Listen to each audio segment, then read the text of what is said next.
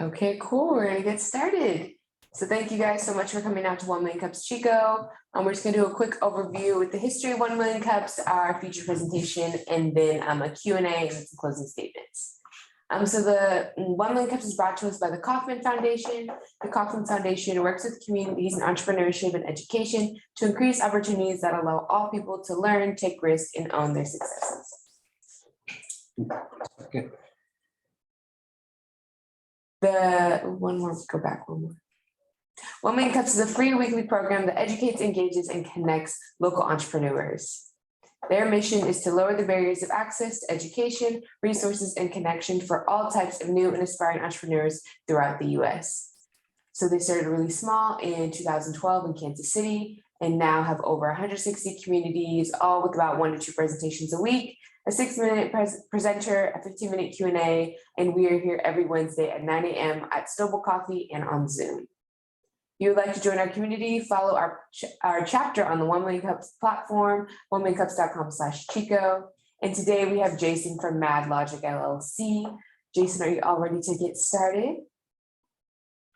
Yep, I am good to go. Cool. Yeah. Take it away. All right. So let me.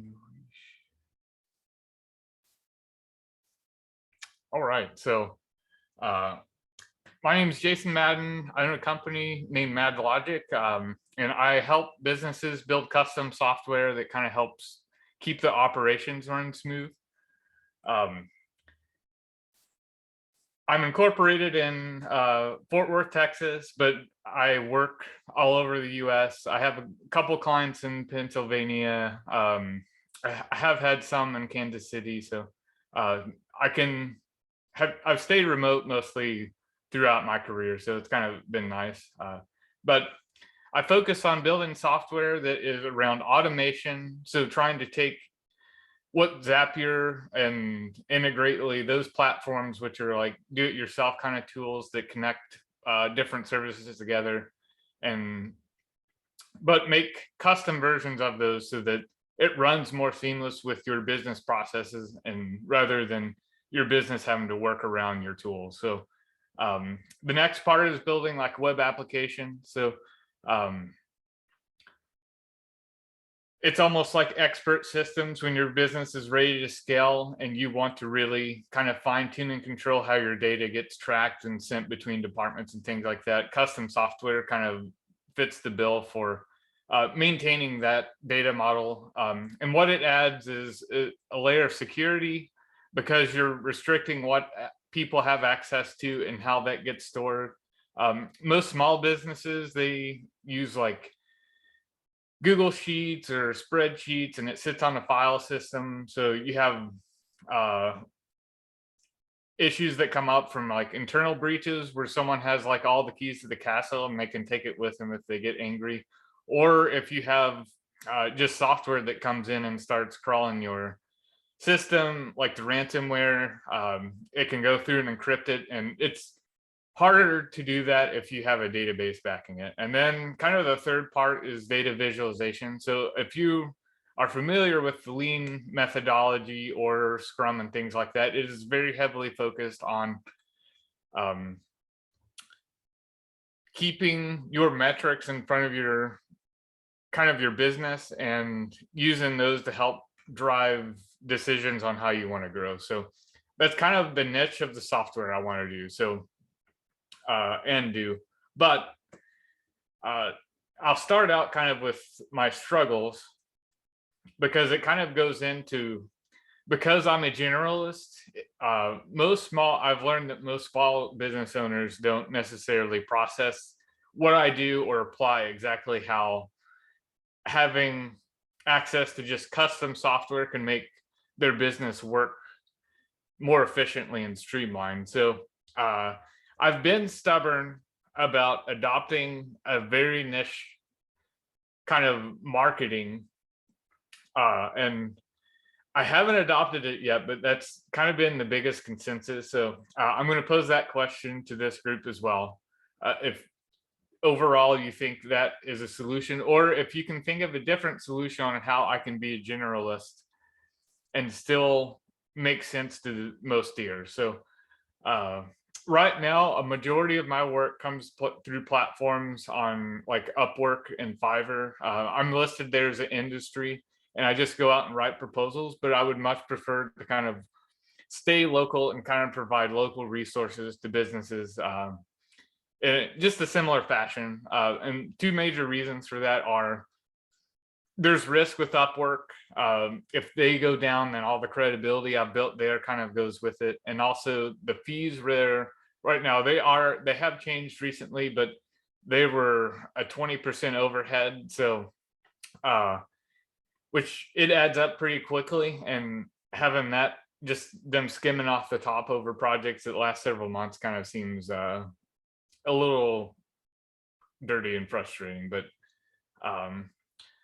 so again, my services are kind of generic. I want people to have, or I want to help people with problems specific for their business. And part of the fun for me is kind of interviewing them, figuring out what issues they have and trying to build a solution around their processes so that it's the least amount of training and change of workflow. So, and then also a goal of mine is to help businesses kind of get in the mindset that they should be kind of controlling how their processes are versus working around all the different tools they have. Because if you kind of compare, if you have a 9-to-5 job in corporate, you kind of have a small set of tools that you use to run and do kind of just operate. But entrepreneurs up to, you know, small and medium size, there's like 20 different web platforms that we have to use, and we connect them all together.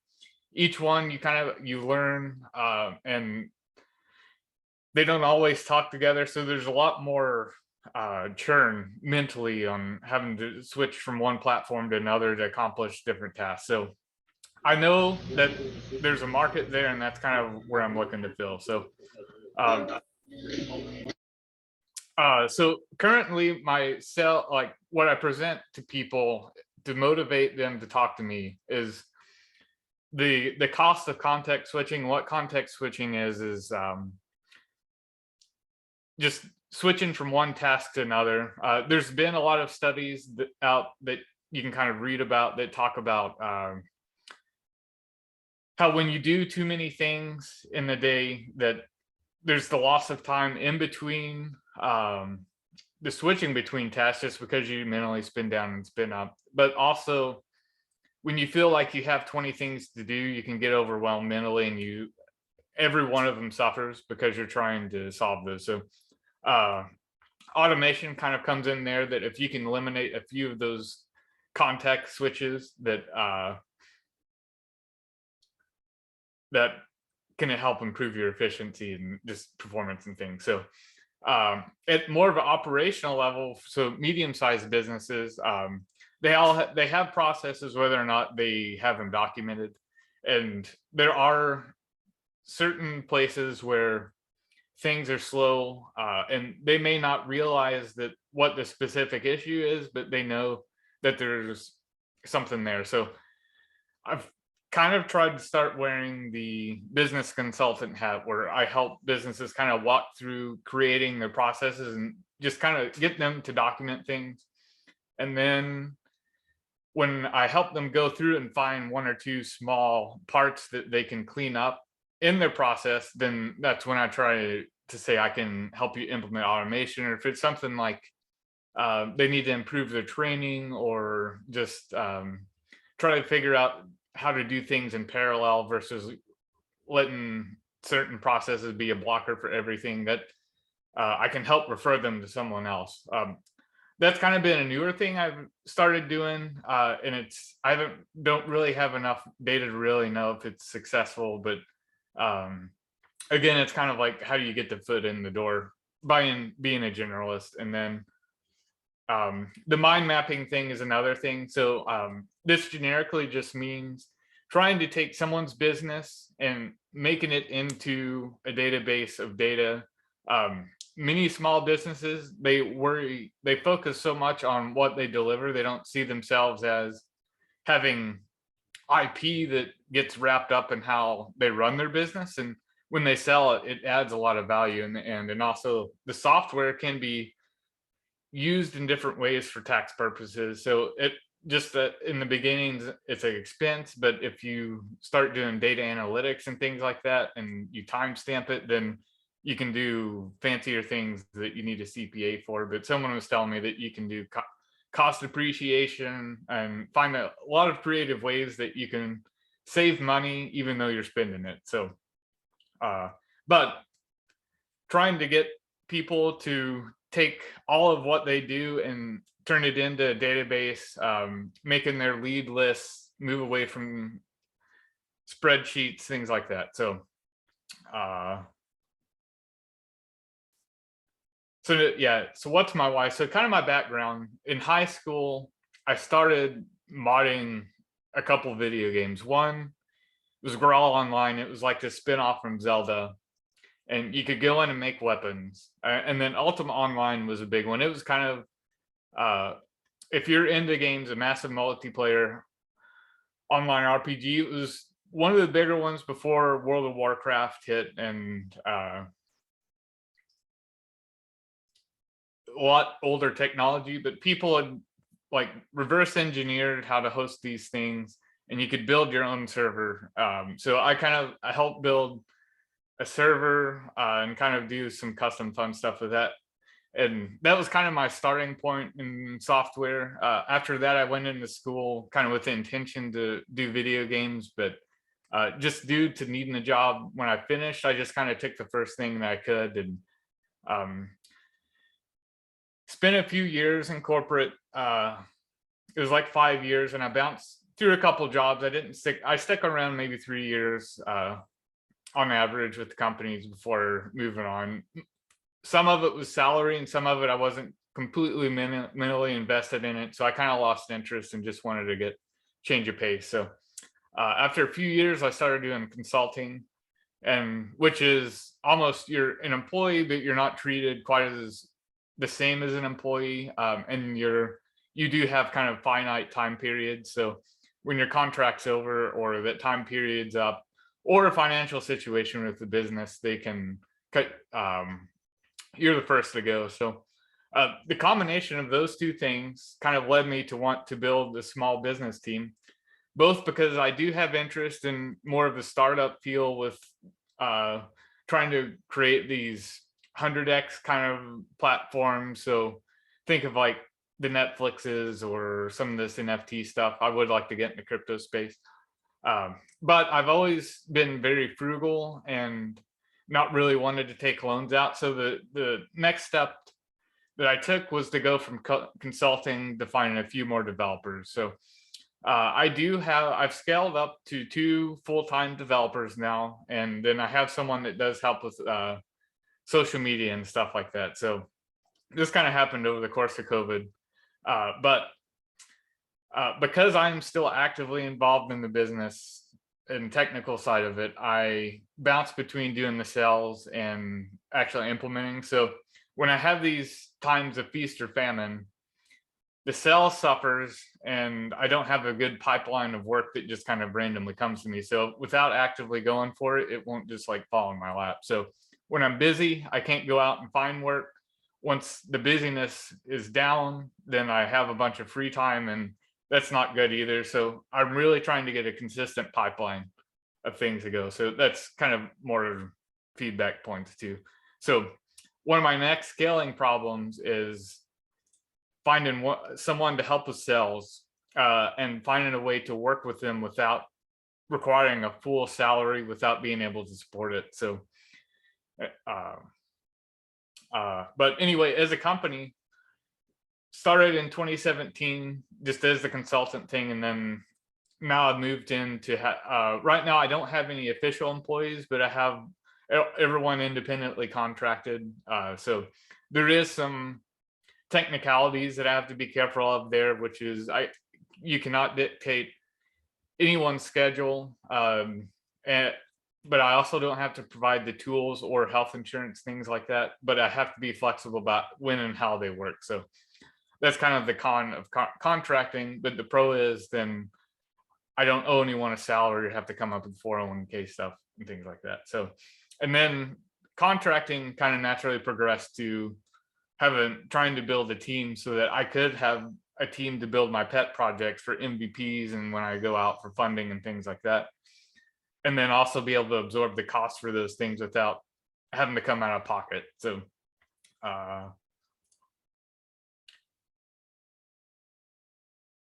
so some of this stuff I've kind of worked ahead. So what I'm trying to identify with companies when I work with them is small things that they're doing that they are just busy on, but isn't really bringing them more money. So things like moving data from one platform to another. Many small businesses, they have CRMs, and then they have other stuff that kind of manages their sales. Somehow they have to move those and link those things together. One way is spreadsheets, that's a real big time killer that I like to focus on. And then Zapier can get expensive over time. So if you just are using it and it requires, 10,000 calls a month, your monthly cost is around $100. But if you have something custom built for it and you can host it internally, then you're paying the upfront cost and a little bit of maintenance as things change. So those are the first type. The second bigger projects is building web applications. So if you think of like WordPress, if you think of it like a web app, you have the front end and it builds out a nice website, but as an admin, you go in and you can do drag and drop, build your website. You can add new widgets, kind of control the flow of how, when you get traffic, if you want them to enter in information, you can add the widgets there, take data, and that gets stored on a database. So think in terms of that, but all completely custom and it's fit around your business. That's where my big money maker is, because those projects generally are very, at least 2 or 3 months long. And even after you build it, there's always new stuff that they want to add to it. So those become very good and good profit and not as much work to have to maintain and find new relationships to build it. So that's kind of the sweet spot. I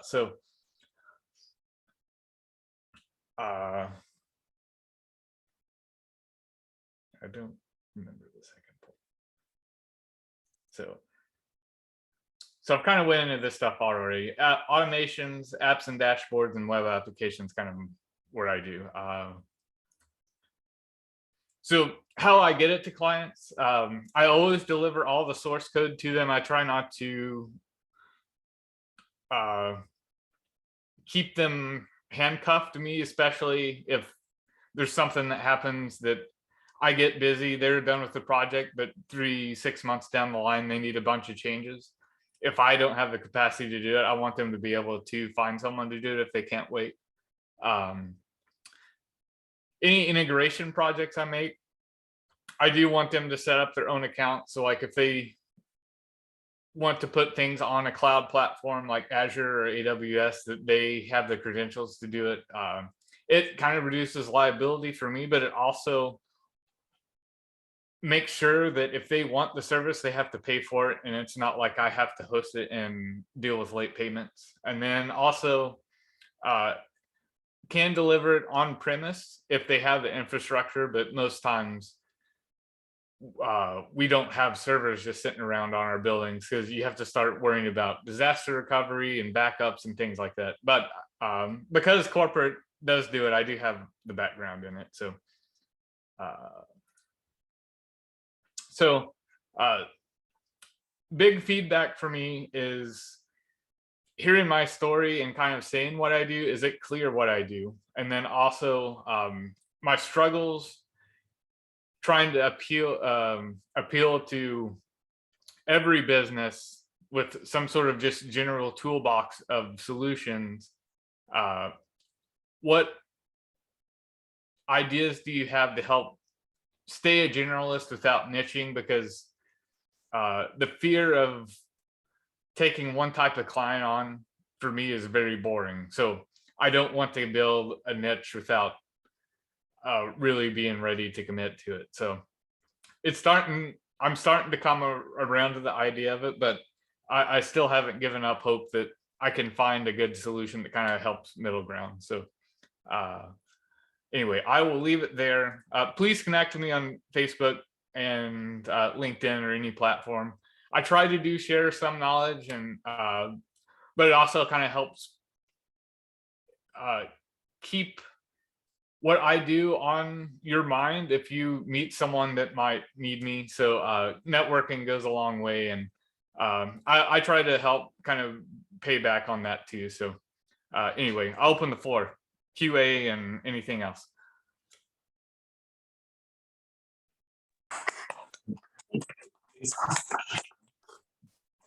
Awesome. Thank you so much for that presentation. Do we have any questions for Jason on Zoom or in person?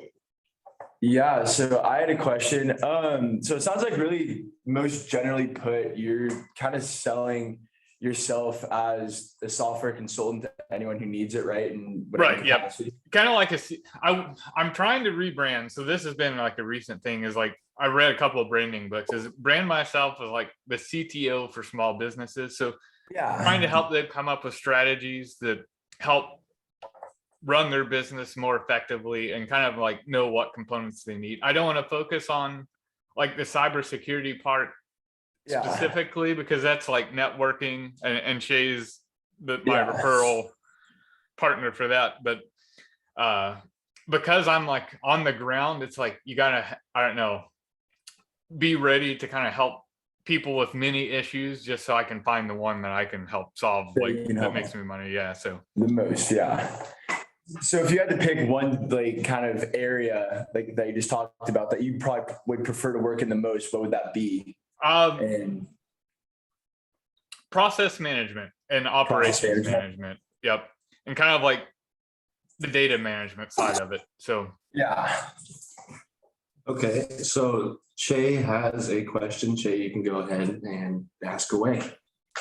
Thank you so much. A great presentation, Jason. I have a comment, and then I think I can ask a question. So one of the things, and you already know about IT and businesses, when it comes to non-technical people, I know that you don't want to niche, and I heard you say that it can get boring, but the first thing that I thought of was, like, for instance, the legal industry, and it could be lawyers, but if you think about it, there are different types of lawyers. So yes, the framework would potentially be the same, but an estate attorney has different tasks than a corporate attorney or a real estate attorney. And just something to think about in having a niche is you're able to be the SME, because you already know in IT, when you're the SME of something, you're able to give more valuable advice. So even in building a prototype or being able to show an example of, and I use the legal industry, but you can just step back and think about what industries you've been assisting with, or whatever sector it's been in, building some type of little mini prototype, not a whole lot of effort, just to give an example, because you can talk about it, but when it comes to non-technical people, they need to visually see. And even if you want to be a generalist, think about, because there's so many industries that you can cover, but maybe think about, even with process management, I don't know if it's difficult, because healthcare is my sector, right?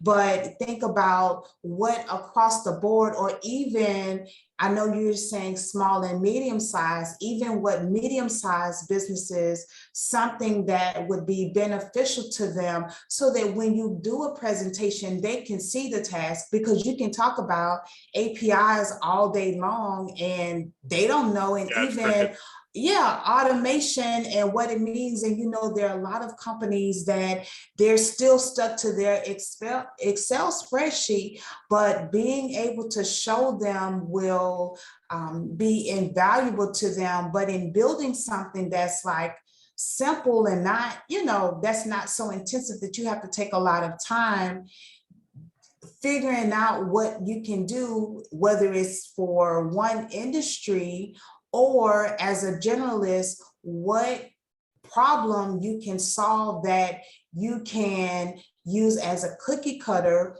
for whatever business it is, and then being able to kind of put in those add-ons or those specialties that they need for their specific business.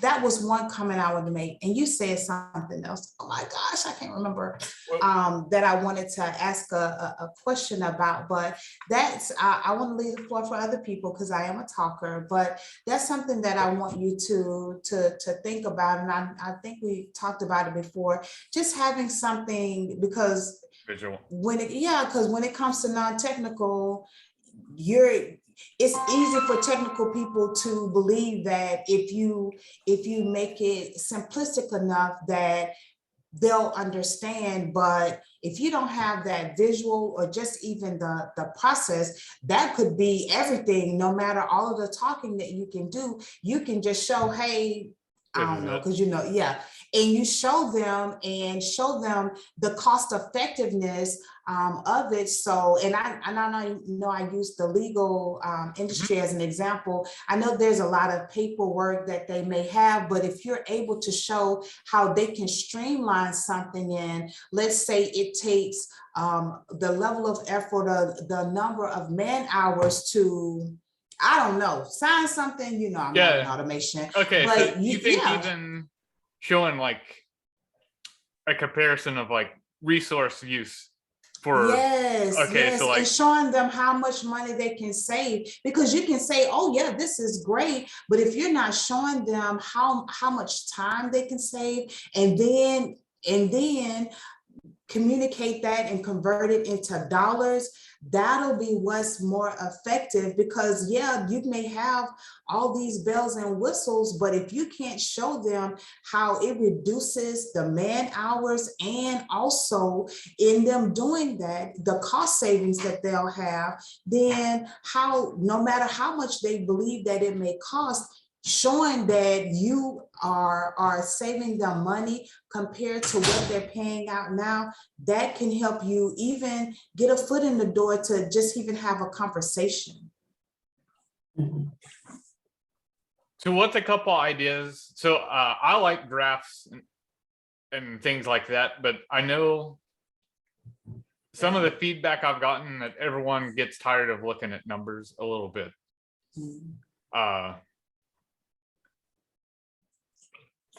I think personally, if you make it a really simplified like chart, like, taking like the paperwork example, like, okay, so paperwork or whatever takes, 6 hours or and using our system, it can transform it to 2 hours or an hour or whatever, and just literally making it super blatant, obvious about like, this is what you're already doing. This is what we can help you do. Like making it simplified.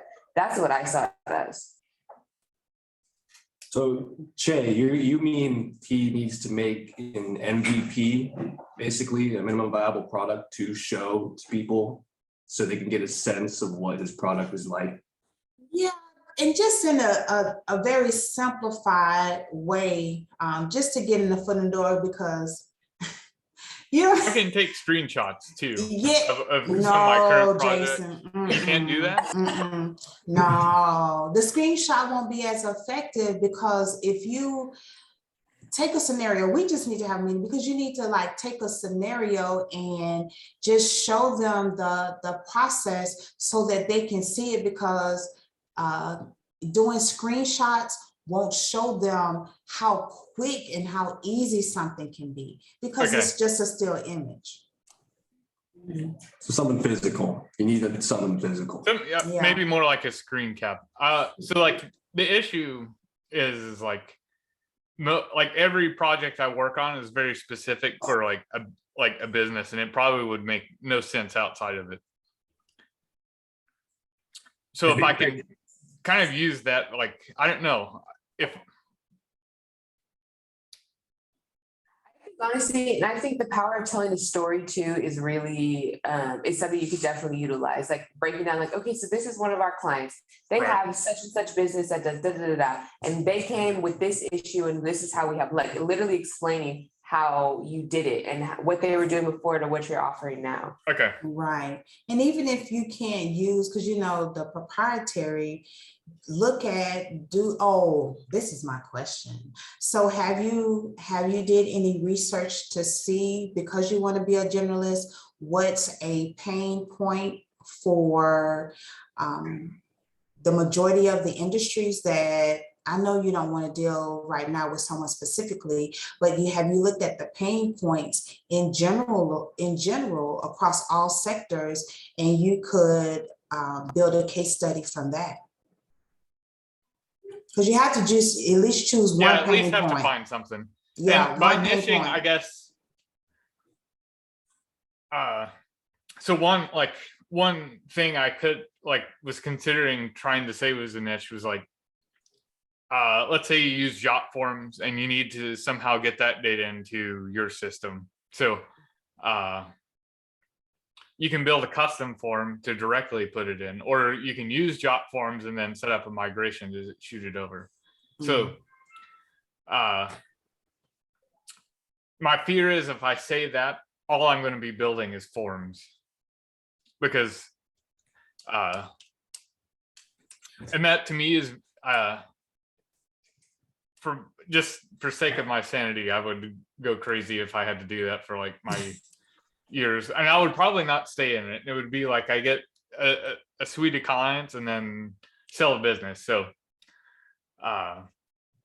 what it made me think of, but what about the websites? Because I know that you like to do the customization, and to me, and that's a good example, because with websites, we already know that even if they have an okay website, that it needs to be mobile friendly, right? And one of the things that could cut down and help companies streamline, and I don't know all of the industries, I know the medical industry, probably the legal industry, probably a lot of other industries too, that it would be easier, because being a mom, and the educational industry, because being a mom, I do not like filling out forms. Most people don't really like filling out forms.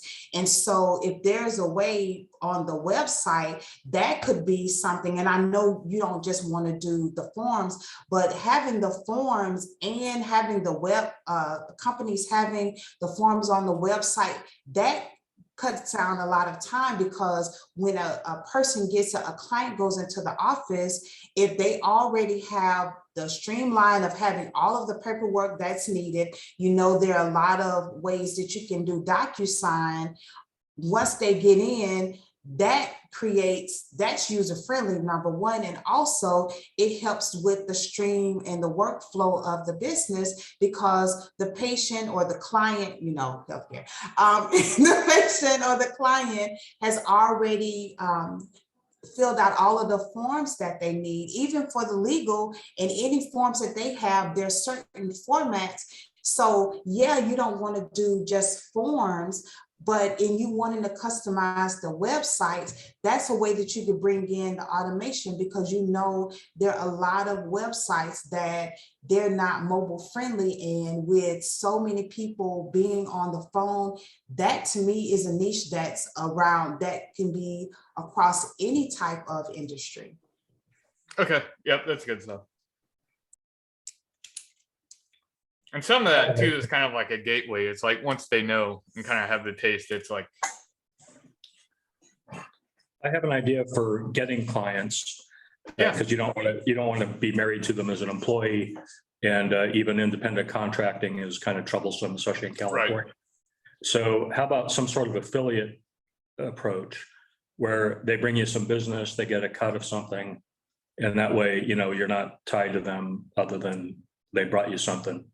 And they get a piece. That would be great too. I've kind of tried to reach out to like business consultants that do try and do it, but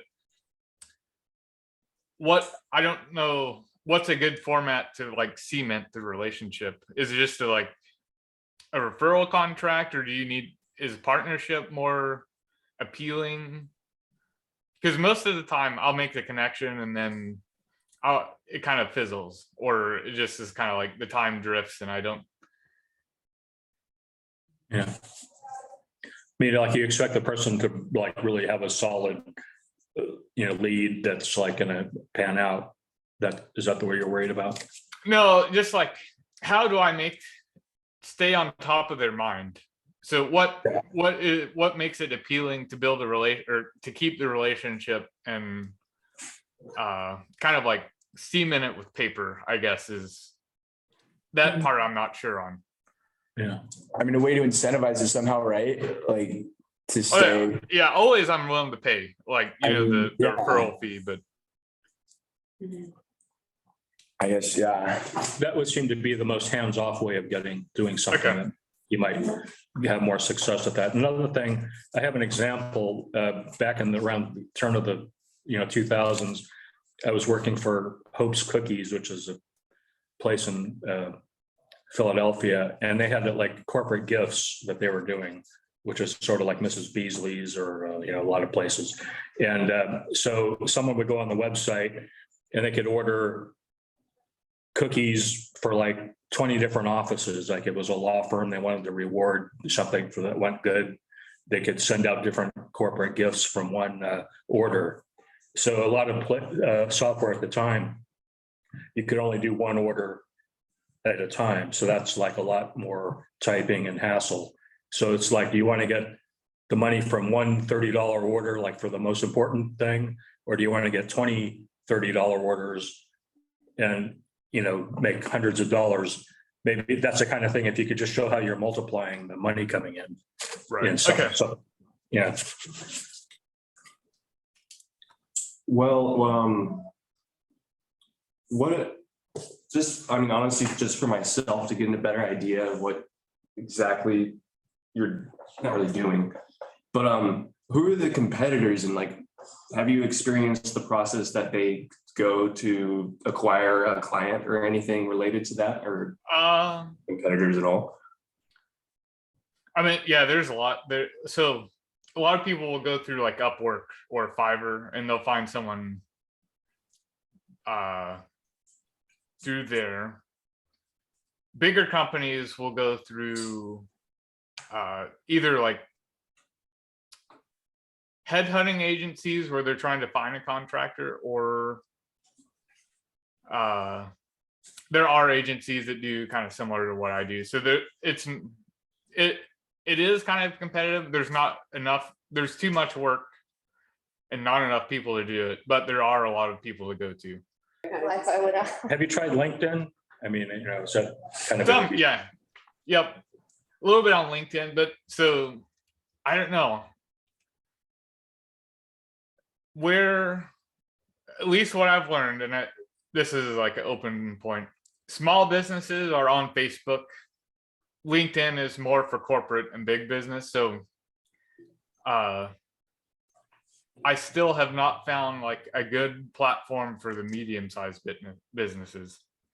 So like a lot of times they actually have enough people that they have people dedicated to sales, but not necessarily the decision makers. So there's a gap of making those connections, I guess, for me. And I haven't found a great way to break that one either. All right. Che, the floor is yours if you want to answer your question. Yeah, tell I like to talk. I apologize. I don't, but tech is okay. Yeah. So one of the things I remember the other thought that I had when you talked about a salesperson. So one of the things in talking to a business advisor that they used to have at Texas Women's is hiring them on a commission basis. So and I don't know what the percentage is because I need to get there myself, where they are able to earn a certain percentage. It's not a salary, it's commission based. And you determine what percentage they would get based on the business that they bring in, or even a business development person.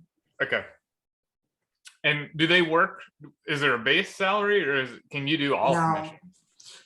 She said that it would be all commission and that the people who are really worth their salt, they would be okay with it being just commission because they're true salespeople. Now, that's up to you of whether or not you want to have a salary for them. But one of the things that we thought about when we were kind of doing a discussion is if you're paying enough salary to make them comfortable, what makes them hungry enough to go out and try to make sure that they sell your business. Yep. Good morning. Good morning, everyone. How are y'all morning. doing? It's almost afternoon here. So great to see you, Jason. Great presentation. Sorry, I missed the beginning of it. Just a couple of pointers really when I'm doing, this may help you because we have a little bit of overlap, don't we? Okay. One of them is, and I'm happy to share, is one thing I found really helpful is using a grid system so they can see themselves in one of your boxes. So I'll use something really simple because I don't have a diagram to share with you on my screen right now. But imagine you have a grid, 4 boxes. And at the top I have important, not important. Like I have a grid at the top, importance, high and low. And then on the other side, I have urgent, not urgent, high, low. And then your customers are going to be in the same, I'm helping somebody with time management or time blocking or prioritization. That's the kind of grid I'm going to use to help my client find themselves in that grid. So one of the things that might help you with your universe, and I don't know where I haven't spent enough time with you yet to know what that grid would be for you. So for example, one of your grid lines might be chaos levels, Yep. in terms of handoffs, the handshake between going from this person to the next person. And this is a really big point. It's called value chain. I don't know if you've come across that terminology. Nope. The value chain, you should actually Google it. It's something that loses companies millions of dollars when it's not in place. And that's the whole point of verifying and clarifying. So do you have a process of chaos, not order, versus do you have something written down, not written down? Do you have it automated or not automated? But you don't want too many things on your grid. You just, 3 max if you're going across, but 2 by 2 is what I usually use for myself when I'm working with people. Now, if I have 2 decision makers, then I also have you add some complexity to it that you must manage.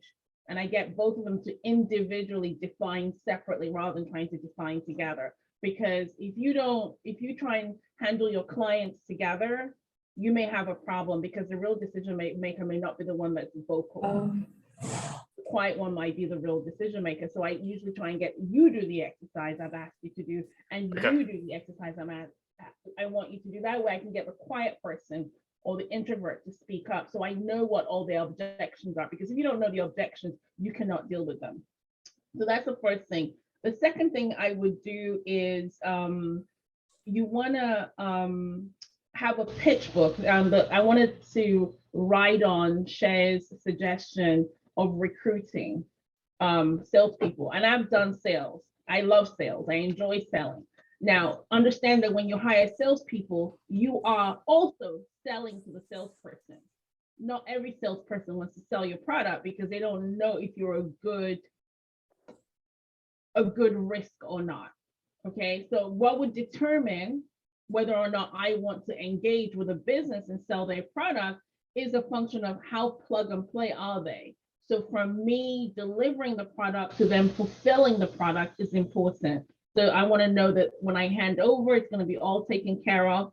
Plus, the companies that have a pitch book, in my experience, when I was, really doing sales for people, when I'm doing sales for people, the first thing I do put together for them is a pitch book. A pitch book is basically anybody who wants to sell MaddLogic has like this 3 or 4 page presentation that they go through and go, hey, this is MaddLogic, this is what we do, this is what we identify, we analyze, this is our process. I give them an example, I'll put an example in it that won't necessarily be their industry. So if I'm working with a painter, I will use an example of a dentist, right? If I'm working with a dentist, I might use an example of a horse groomer, because there are different reasons for marketing purposes and legal reasons why you don't necessarily want to use examples from the industry before you collect money, because you haven't seen their paperwork, you haven't seen their numbers, you haven't seen anything, you haven't like looked under the hood, as it were. So depending on what's going on. So that's what I would say. If you want to recruit salespeople and you want to go for a no commission model, you need to have a strong pitch book that you yourself have proven works. Because the first thing you want to know is, what's your proven process? How many prospects do I need to talk to in order to get an appointment? And how many appointments do I need to present to make a sale? So salespeople don't think like regular people, oh, this is a great lead, I'm going to follow the lead. No, we just think, okay, look. My parking meter is calling. Right. I've got a street. This street has is it's a mile long. So I know as you said, as a meter maid or whatever my job is, I know for every mile that I walk, I'm going to get two violations.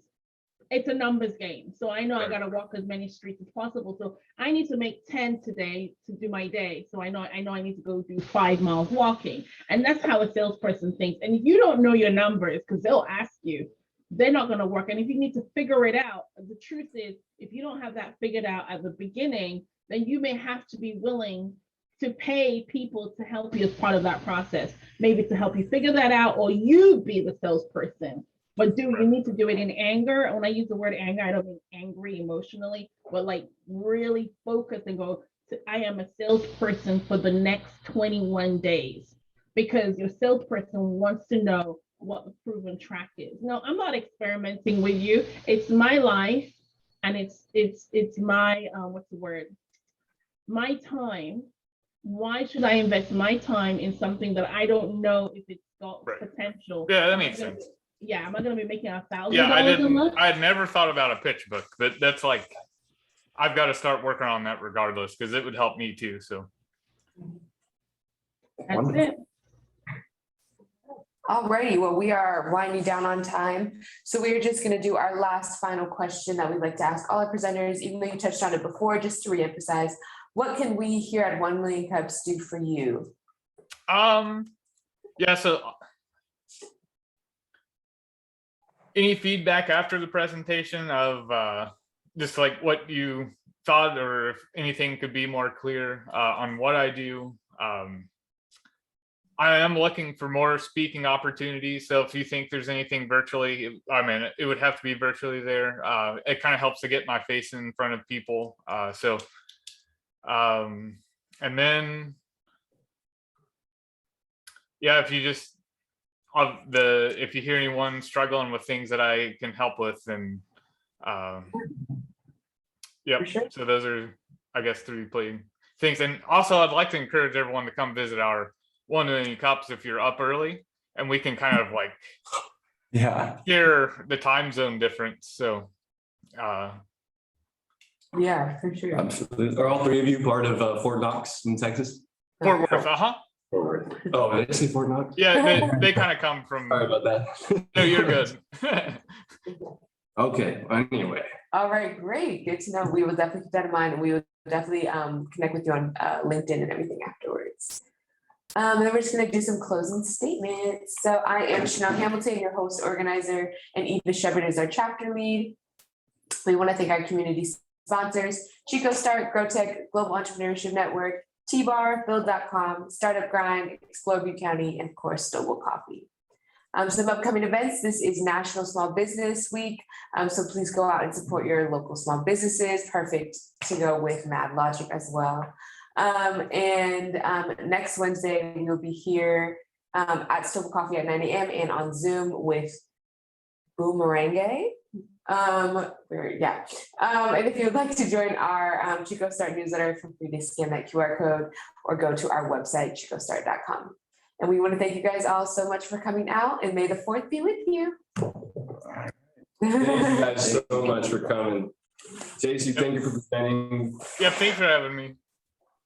And well, I'll keep in touch. I'm gonna Yeah, email you and later. actually, too, if you're interested in any of you want to present over on the Fort Worth when we do have the remote presenter, so Cool. Actually, I might do that. Yeah. DA, what is your name? You only has your initials on the screen. Oh, I am so sorry. I had a thing in there earlier on. Hold on. I did not realize. Please, one second. It's Dear Dying. Would you want me to type it in? Oh dear. This is kind of embarrassing.